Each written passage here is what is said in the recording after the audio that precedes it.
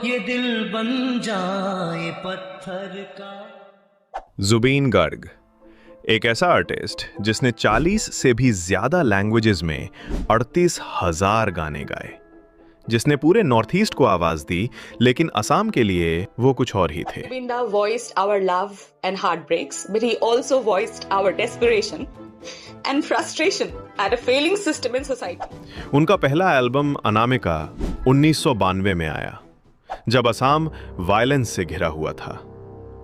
उस एल्बम ने एक पूरे जेनरेशन को उम्मीद दी, प्यार सिखाया, जिंदगी से लड़ना।